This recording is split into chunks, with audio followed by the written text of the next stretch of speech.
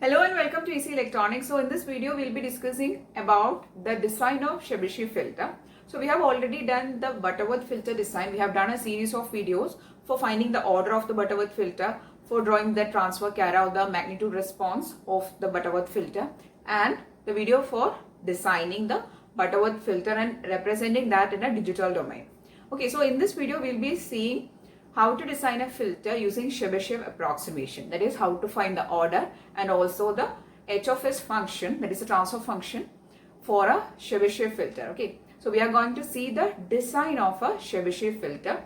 So if you found the video useful, please don't forget to like, share and subscribe. So in this video we are going to study the Chebyshev filter design. We'll be studying how to find the order of the Chebyshev filter and also how to find the h of s, that is the transfer function.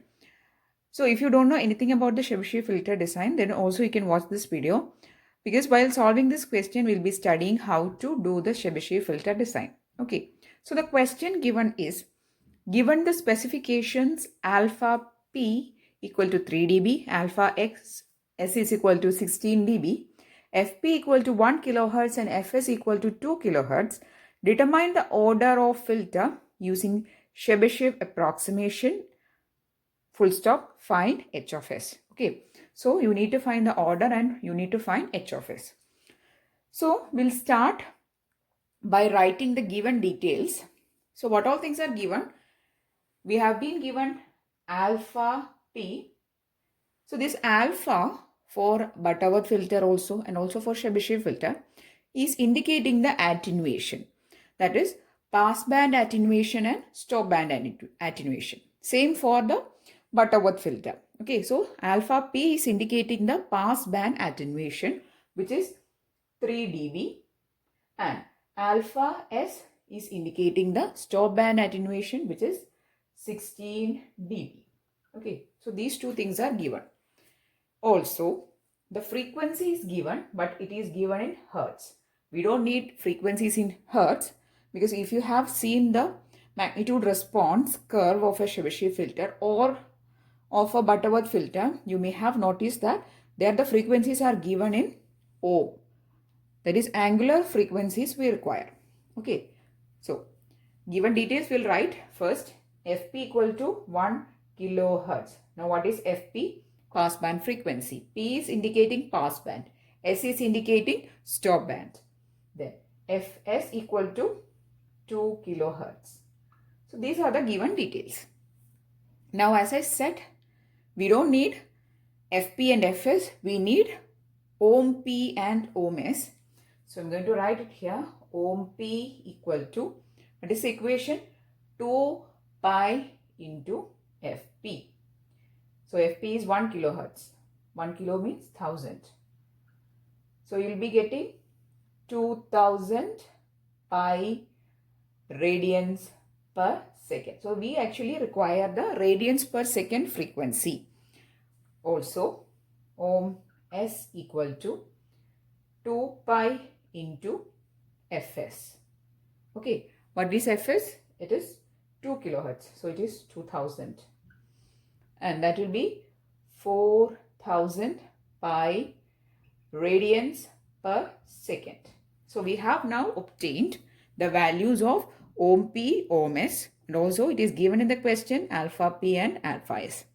Now if you have this much of details, now you can proceed to the finding of the order. First I'll write the general equation, since we are actually studying the design. We are not just doing the problem. So I'll write the general equation. The general equation is n, which is the order, is greater than or equal to cos h inverse square root of, okay, inside the square root there is 10 raised to 0.1 alpha s minus 1. The minus 1 is not in the 10 to the power, it is below, okay, by 10 raised to 0.1 alpha p minus 1. This much is in the numerator. By, so if you have done questions on Butterworth, this equation is almost similar, but only change is in this cos h inverse. Okay. Also, in the denominator you have cos h inverse ohm s by ohm p. Now, if you look into this equation, you can see that all the values we require, we have in our hand. We have alpha s, we have alpha p, we have ohm s, and we have ohm p. Just substitute and find. So you have to take the inverse of the hyperbolic cosine function. Okay. So I'm going to substitute the values in here. 10 raised to 0.1 into alpha s is 16. So 0.1 into 16 will be 1.6. So 10 raised to 1.6 minus 1 by, here you have to substitute the value of alpha p, that is 10 raised to 0.3. Okay. Now you have to solve this much, and below you have to solve for, first you have to substitute for ohm s, which is 4000 pi by ohm p is 2000 pi. Okay, you will get cos h inverse of 2. Now you have to solve this much, and you will be getting the order as 1.91. So the order is greater than or equal to the given value. So you have to approximate to the next highest integer. This is the same case we are doing for the Butterworth also. We are approximating to the next highest integer. So if it is 1.91 means we have to take the order n is equal to 2. Now the order of this Chebyshev filter is an even order. Again, this order, whether it is odd or even, has also a lot of importance while designing the Chebyshev filter. But for this time, or for the time being, just note that the order we have obtained as 2. Okay. Now I'm going to write it down here. I'm going to remove this equation because we don't need the equation anymore. Okay, so if you are getting the value as 2 point something, you have to approximate it to 3. Just like that you have to do. So n we have obtained equal to 2. Okay, next we have to find certain parameters or certain variables, and why we are actually finding it is because we need to find the semi-major axis and the semi-minor axis of the Chebyshev filter's ellipse. Okay, so before going into all those things, just know that the poles of this Chebyshev filter is lying on an ellipse. Okay, so this is an elliptical structure, and the poles of this Chebyshev filter, if you find the poles, these poles are lying on the ellipse, and this ellipse is having a major axis and a minor axis. So if you call the minor axis as A and the major axis as B, you need to find the values for this A and B, and you have to substitute it in some other equations of this Chebyshev filter design. Okay, so we need to find A and B. Okay, so for finding A and B, we actually require some other variables also. So we are going to start finding some variables. Okay, we'll discuss the equations while finding or doing it. The first variable we have to find is epsilon. So if you have seen the video on Butterworth filter design, there is also, we are finding the value of epsilon and lambda.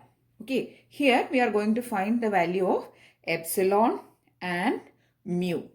Now, epsilon is defined as epsilon equal to square root of 10 raised to 0.1 alpha p minus 1. This is same as the case of the Butterworth filter design.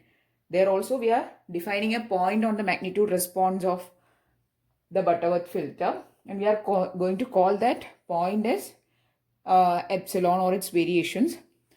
Okay, so the equation for finding epsilon equal to square root of 10 raised to 0.1 alpha p minus 1, and we are going to define another variable mu, which is equal to epsilon minus 1 plus square root of epsilon minus 2 plus 1.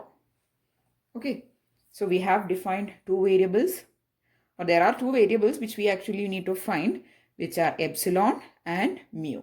And also there is another variable whose value we won't be finding now, but just know that there is lambda also, square root of 10 raised to 0.1 alpha s minus 1.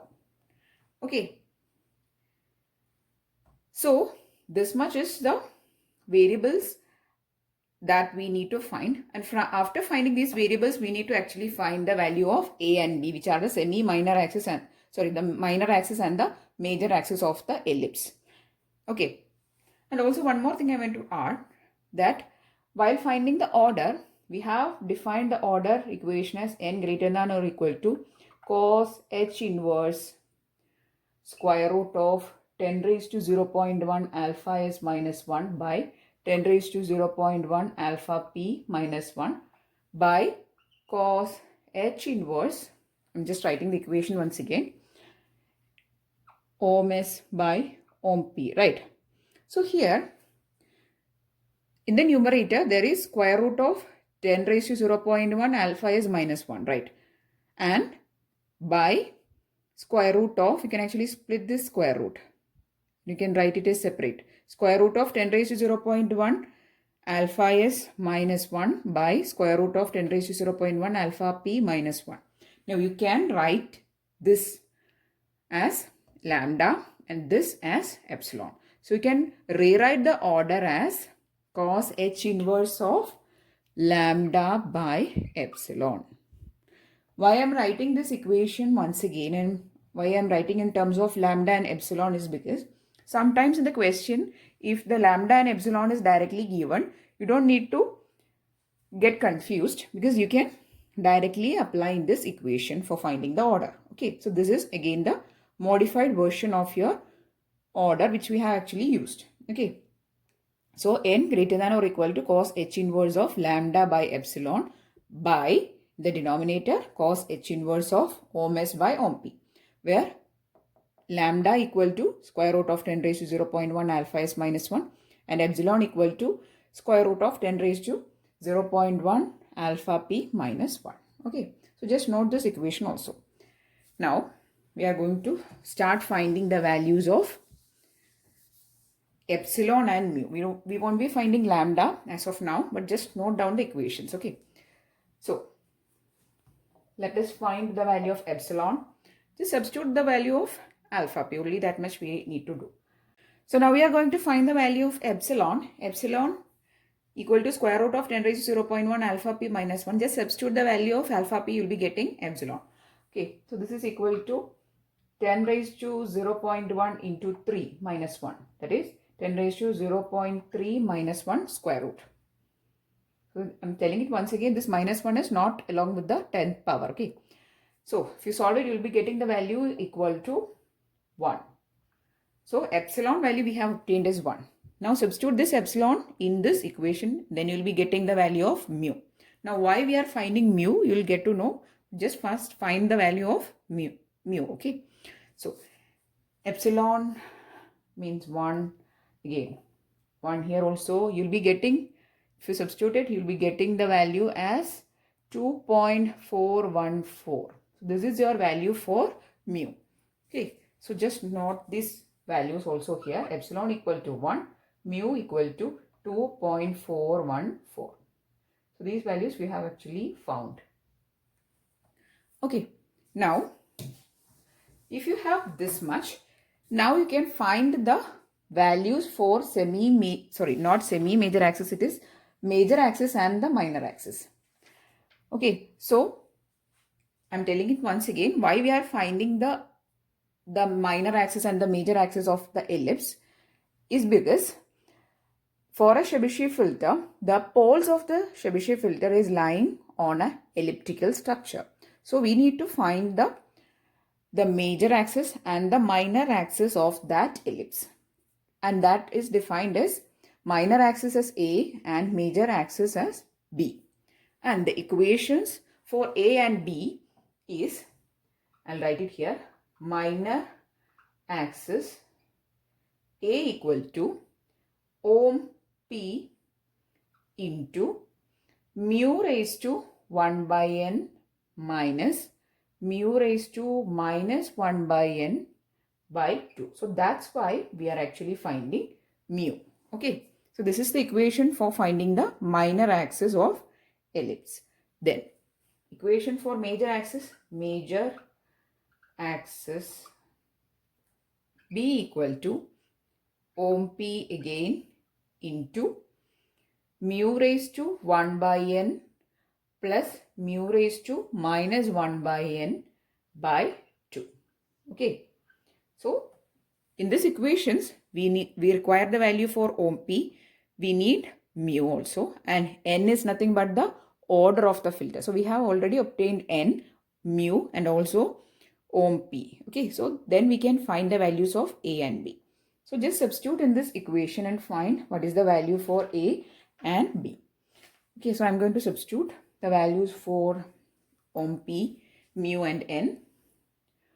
That is equal to ohm P, it is here 2000 pi into mu is 2.414 raised to 1 by 2 plus 2.414, sorry, it is minus here. So minus 2.414 raised to minus 1 by 2 by 2. Okay, if you solve it, the value you'll be getting is 910 pi. Okay. So the value of A is obtained as 910 pi.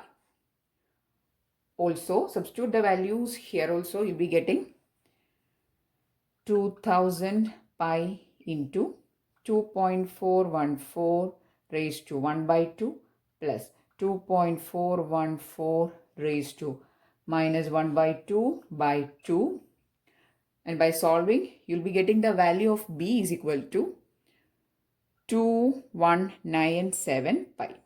This is B. So now we have obtained the values for A and B. Okay, so we'll remove all these things and note the value of A and B only. Okay, so let me just write it down.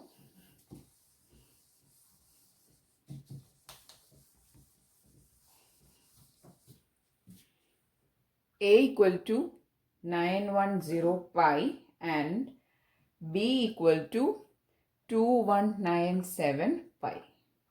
Okay, so till this we have done. So if you have done till this, means more than half of your design is completed. Okay, so if you have obtained the values of A and B, so now we have obtained the values of A and B. Next, our aim is to find the value of poles of the Chebyshev filter. Okay, so first we'll write down the general equation just like the previous cases.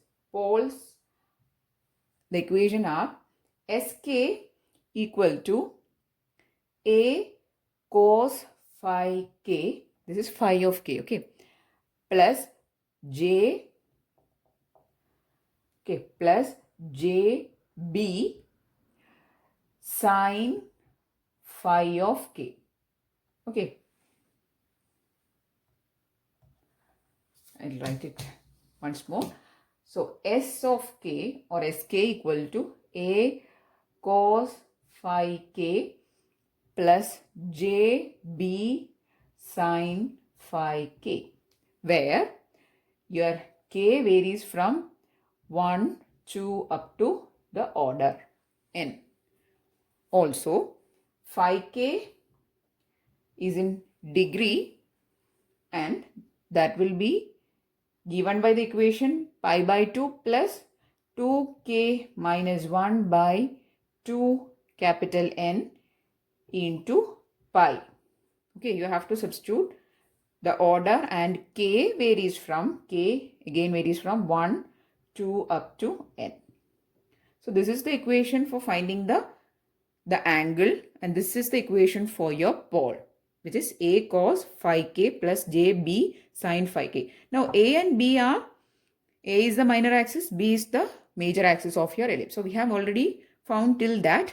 Next, we need to find first phi k and then find the value of this sk, and where k varies from 1 to up to n. Okay. So next we are going to find the values of poles.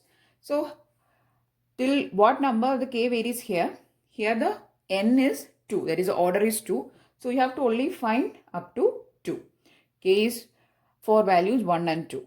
Okay. So first you need to find what are the angles. That is phi k value you need to first find. Then substitute in this sk and you have to find the poles. Okay. First we will find phi k. That is for phi 1 and phi 2 you have to find. So next we have to find the value of phi of k first and then substitute that phi k in this sk and then find the poles. Okay, so very simple. First we will be finding phi k, and this k varies from 1 to 2. That is, for two values are there for k1 and k equal to 2. So we have to actually find phi of 1 and phi 2. Okay, first we will find phi 1. Phi 1 is equal to pi by 2 plus 2 into 1 minus 1 by n is order, which is 2 again, 2 pi. Okay, so 2 minus 1 by, okay, so here you have to substitute 2 into n, so it is 2 into 2. Okay, there is 2n in the denominator, so 2 into n is again 2, so substitute 2 here, so 2 into 2, 4. So you'll be getting 1 by 4 here. So pi by 2 plus 1 by 4 pi. This you can write it as pi by 4. So phi 1 equal to pi by 2 plus pi by 4. That is equal to 135 degree. Okay. So you have obtained the value of phi 1. Next, find phi 2. That is pi by 2 plus 2 into 2 minus 1 by 2 into 2 phi. 2 into 2 is 4. 4 minus 1 is 3. 3 by 4 pi. Okay. That is pi by 2 plus 3 pi by 4. And you'll be getting that as 225 degree. So you have obtained the values for phi 1 is equal to 135 degree and phi 2 is equal to 225 degree. So these two values we have obtained. Now substitute in the pole equation and you'll be getting the pole values. Here again k varies from 1 to 2. So first we will find S1. That is the first pole. We will find S1 is equal to A cos phi 1 plus J B sin phi 1. All k values we have put as 1. Okay, so what is phi 1? It is 135. Then A is here, B is here. So just substitute and find S1. So S1 equal to 910 pi into cos 135 degree. So this has to be in degree. Only then you will get the correct answer. Otherwise the values will vary. Okay. Plus J into 2197 pi sin 135 degree. So while solving it, you will be getting the value as minus 643.46 pi, 643.46 pi plus J 1554 pi. Okay, you have to approximate. You will be getting minus 643.46 pi plus J1554 pi. Okay. So this is your value for S1. Similarly, you have to calculate the value of S2. So first let's note down S1 is equal to minus 643.46 pi plus J1554 pi. Okay. Next we are going to find the value of S2. Yeah. So just substitute 2 here. S2 equal to phi A cos phi 2 plus JB sin phi 2 and you have to substitute now phi 2, which is 225 degree, and same values for A and B. You'll be getting 910 pi cos 225 degree plus j 2197 pi sine 225 degree. Okay. And while solving, you'll be getting minus 643.46 pi minus j 1554 pi. Okay, so this is the value for S2. Now we have only two poles and we have obtained the values of both the poles. Okay. Now, if you have done this till this, then 90% of the design is completed. The left out thing is just to write the value of h of s. And for h of s, there is a numerator and denominator. And how to write the numerator and denominator, we'll see. Okay. So just note down the pole values. So S2 is equal to minus 643.46 pi minus j 1554 pi. Okay, I've just written it. We have obtained the values of the two poles S1 and S2. Next, we need to find the h of s, which is actually the second part of this question. Okay, so h of s is having a numerator and a denominator. So first we'll see how to write the denominator equation, or how to write the denominator. So the denominator is taking the form 1 by s minus s1 into s minus s2 up to s minus sn. Okay, since your pole value starts from 1, s minus s1 into s minus s2 up to s minus sn. If it is starting from 0, then s minus s0, s1 up to n minus 1. So since the pole or the k value is starting only from 1, I'm going to write it like s minus s1 into s minus s2 up to s minus n, not n, s of n. Okay. Yeah. So this is the equation, or this is the form of the denominator. I've already written the denominator. So what will be the denominator here? 1 by s minus s1 is minus of 643.46 pi plus j 1554 pi. This is your S1. Similarly, write with S2 also. So S minus S2. You have only two poles, so you have to only write S minus S1 into S minus S2.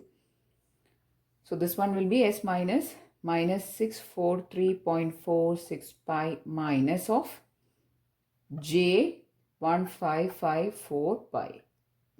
Okay. Now take this minus to the bracket or inside the bracket. You will be getting S plus 643.46 pi minus. So this will be your one factor. The second one is S plus 643.46 pi plus. So this is your second factor in the denominator. Okay. So this is your h of s denominator. So now we have written the denominator of h of s. I've removed all the other details from the board because that is not actually required after you write this much. Okay. So you have written the denominator of h of s by just combining your poles S1 and S2. Okay. Now we are going to write the numerator. I have written here numerator because we have to actually find the numerator. So there are some rules for writing the numerator of this h of s for a Chebyshev filter.